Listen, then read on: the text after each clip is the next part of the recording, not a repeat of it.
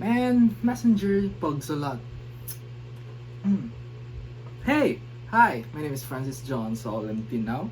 And I am Rina Joy Hug, one of the pillars for Istorya web chat application. And we're here to present to you our developed web application named Istorya.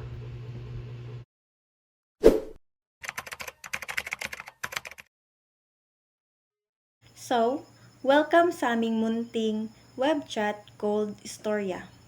So, if you're wondering why Istorya ang name sa among application, it is because it is the Bisaya term for to talk or to speak, which means having a conversation. And at the same time, it is also the main point of this application. And this application is a web application, which means ma-access nato siya through our browsers. There are a lot of technologies as well as frameworks that can be used in developing a software application, particularly in a chat application. But these frameworks are being used for us in this project as it meets our requirements. Number one is the programming language that we used, which is the TypeScript, because of its elegant syntax as well as type safety features that will ensure the avoidance of bugs and maintain the cleanliness of the code. Number two would be the front end framework, which is React, because of its rich features that is component based, meaning we can easily develop a system. Next is for the messaging.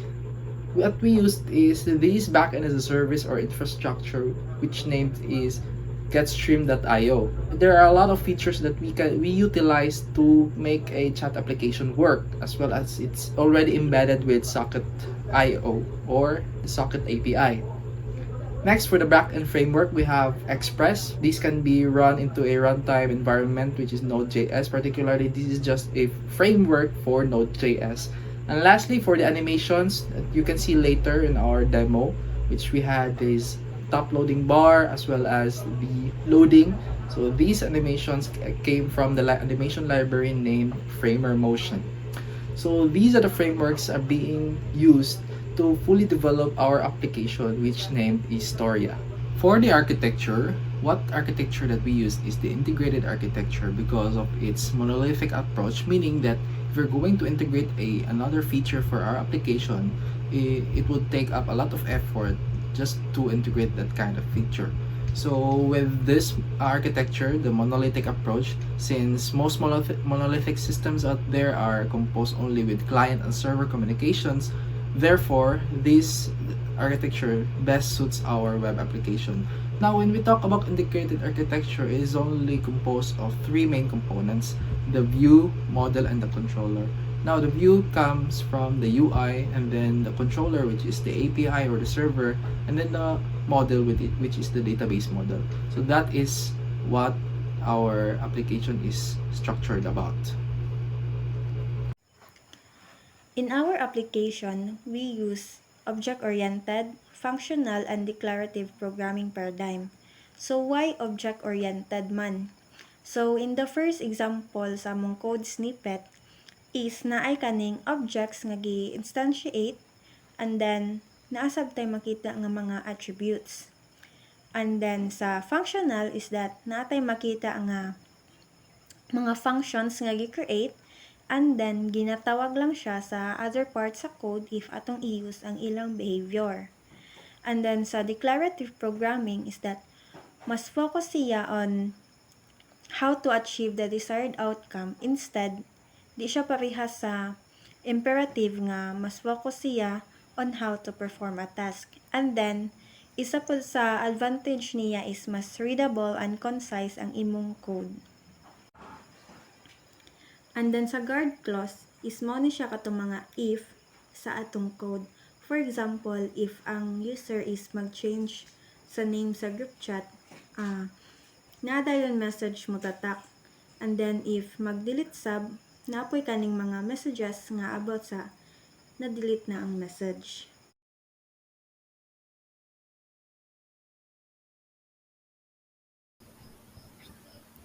So to start our demo, kailangan nimo mosulod sa mismong web application. So para makasulod is mag-use ta ani nga link and then enter.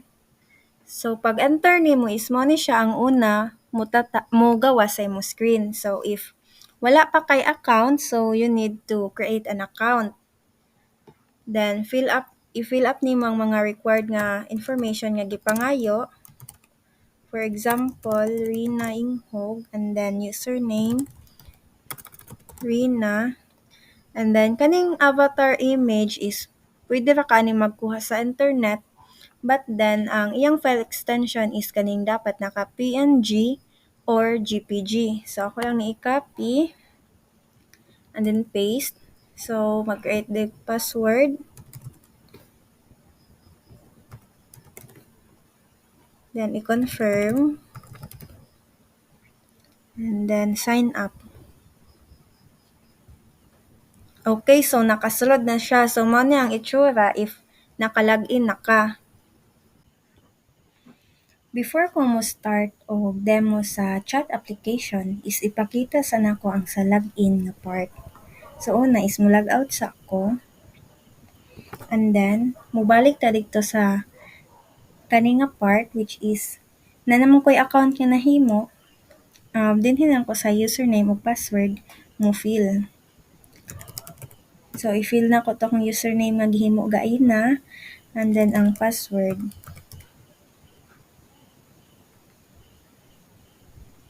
And then, so, automatic na siya makasulod if naka-create na kag account. Okay, so to DM someone nga kaning user ani nga chat application is kailangan lang nato ni i-click ang kaning plus nga icon sa Istorya DMs which is makita nato kung kinsang mga user nga nag-use aning application. And then, for example, si Francis Tinaw atong i-message, ato lang ning i-check and then create direct message. Ang message ko sa iya ha,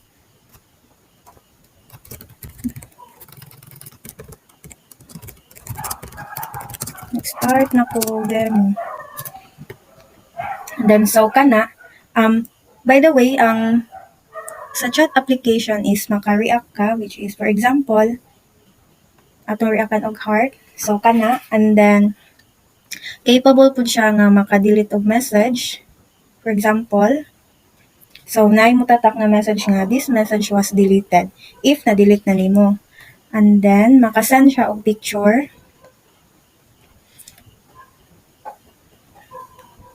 So atong nga message tag naa ug unsay word ana ni.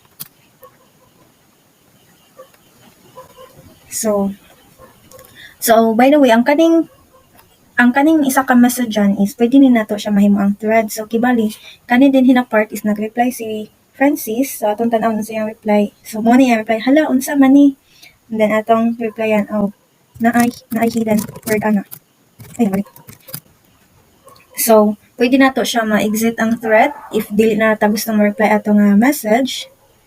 And then kaning two users online is sa kanining mga nag-online sa between ani nga conversation. For example, ako ug si Francis is online, so mo nang two users online ang tatak. Pero og ako lang ang online, one lang ang makabutang dinhaa.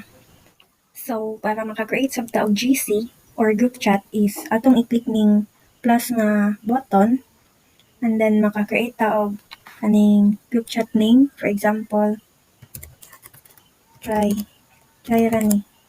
So maka-add ta og members at i-add si Francis Tinaw og si Rhea Inghog and then create your chat. So sa kaninga case is online man ang tanan members, so makita nato dinhi sa kilid kung kinsa tong mga group members and then i-update sab tong katong naay nakatatak na 3 users online if katong mga naa sa GC is online. And then ang mga avatar is nakita sab, then pwede nato ma-edit ang name, pwede ta maka-add otro og member. Then ato lang i-save ang change. Diba ito ang name like try ra ni first I want. So save changes. So na automatic change ang group chat name. So ato replyan ang chat ni Fra. And then so sa nakagihimo pod nga line account para makita gyud na ay sige ato sa ni-replyan si Francis Tinaw sa iyang request.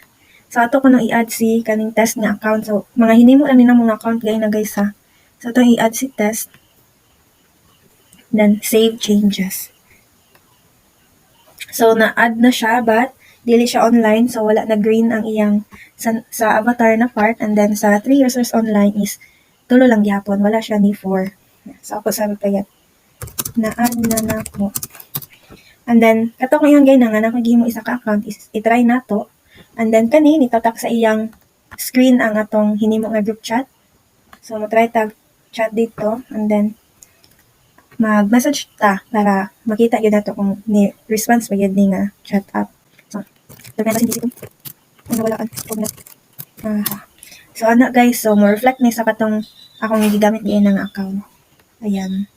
So pareha ni og katong functions sa DM, like maka pwede din natong ma-mute, ma-flag, and then maka-start of thread, ito kung ingon gaina nga, maka-reply ka sa specific na message, and then maka-react.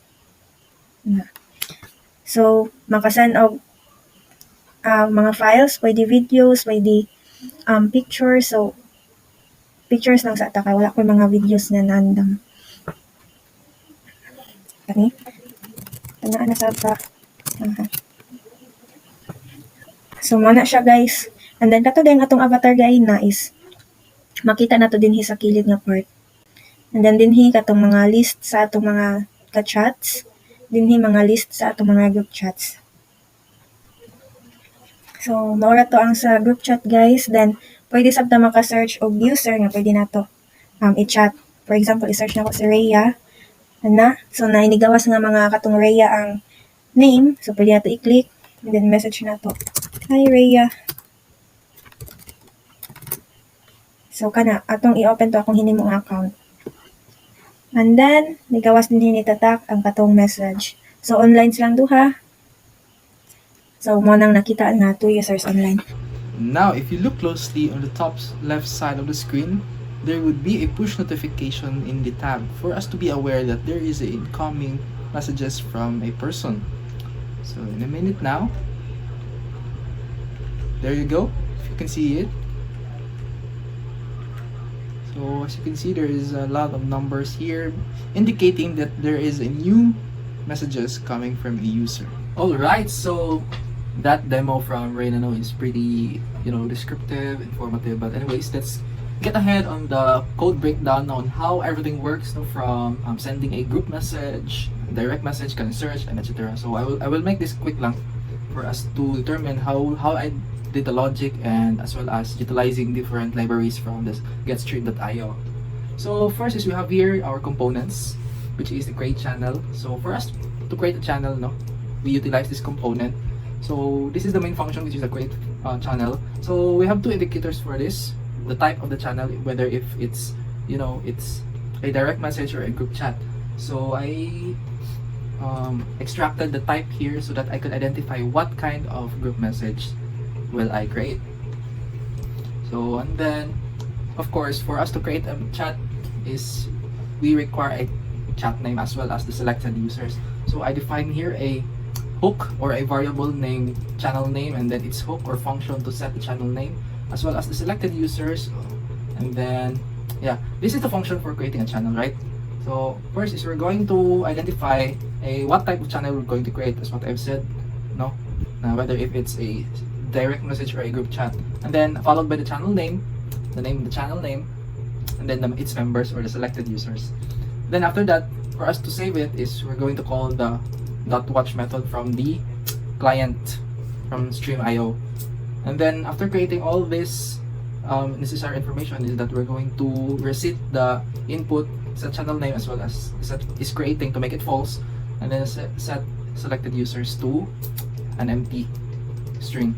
I've utilized the functional programming by creating a channel so that I could reuse it in other components. And then next would be the edit channel. It has the same functionality, but what I did is I refactored the function, the create channel, and make it into update channel. So this is the function, right? For us to see the displayed, or let's say the list of all the teams or the channels, is I made this component named team channel list. So what I did is I just identify what type of chat, whether if it's group chat or direct message, including its list of children. So the purpose of this component is to render all the list of the users that I have chatted, as well as the group chats And then in the results drop down, it is where if we search a user right, so this is the component that handles the function. What I did here is I have filtered that specific type of functionality is called filtering, and then I also identify if the channel is ever existed, so that we can assure that the group chat or the direct message is really existing. And then search result, this will be the search result, right?